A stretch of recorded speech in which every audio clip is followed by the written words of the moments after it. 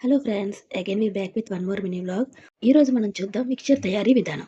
యాక్చువల్గా climate change వల్ల గొంతు మొత్తం పోయింది. Please ignore my voice. ఈ టైంలో ప్రియా గారికి మిక్చర్ తినాలని కోరిక కలిగింది. సో ఆవిడ కోరిందంటే అమ్మ తప్పకుండా తీరుతుంది. దానికోసమే ప్రిపరేషన్ అంతా.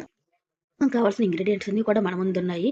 నన్ను అడగకండి, నేనైతే కరెక్ట్గా చెప్పలేను. కొన్ని కొన్ని తెలుసు, కొన్ని కొన్ని అయితే చెప్పలేను. సో అందుకే వీడియోలో క్లియర్గా పెట్టాను. అవన్నీ చూడొచ్చు మీరు కూడా.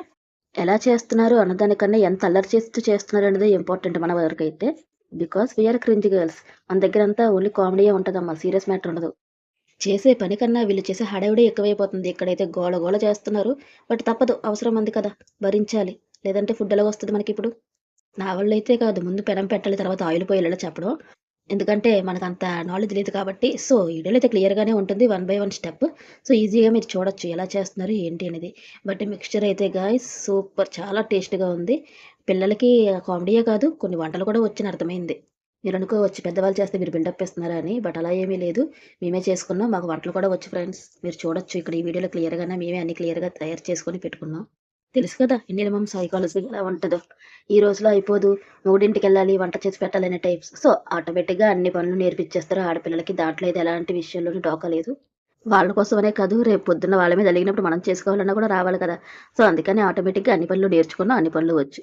మీరు షో కోసం ఏదో చేస్తున్నారనుకోవచ్చు. బట్ అలా ఏమీ లేదు. మీకు కావాలంటే మీరు ఏదైనా అడగొచ్చు వంట చేయమని. మేము ఆ రెసిపీ కూడా చేసి పెడతాం యూట్యూబ్‌లో. అందరిలాగా చిటికలో 2 మినిట్స్‌లో అయిపోద్దని చెప్పలేం. చాలా టైమ్ టేకింగ్ అయితే పట్టింది. బికాజ్ అన్నీ మనమే చేసుకోవాలి కాబట్టి.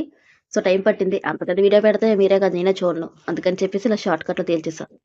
ఇలాంటి టాలెంట్స్ ఇంకా చాలా ఉన్నాయి మాలో.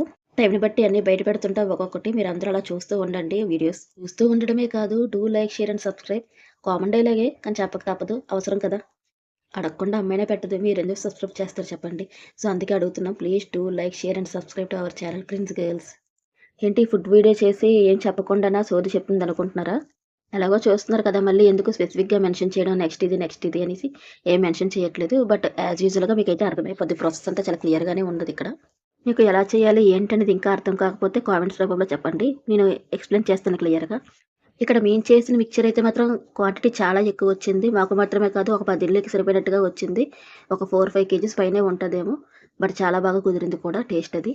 కోరిక ప్రియా గారిదైనా కడుపు మాత్రం అందరిది నిండింది. Thank you so much Priya Reddy. At last మీరెంతగానో ఎదురుచూస్తున్న మిక్స్చర్‌ని ఎలా కలుపుతున్నామో చూడండి. సో ఎక్కడ చూసినా మీకు క్లియర్‌గా అర్థమైపోద్ది. వన్ బై వన్ మేము చేస్తున్నది ప్రాసెస్ ఎలా ఉంటదో. ఇదంతా అయిపోయిన తర్వాత మిక్స్ చేసుకోవడమే జస్ట్. సో మిక్స్ చేసుకున్నప్పుడే ఆ టేస్ట్ గాని, కారం గాని లాస్ట్‌లో వేస్తాం కాబట్టి సో అది తెలుస్తది.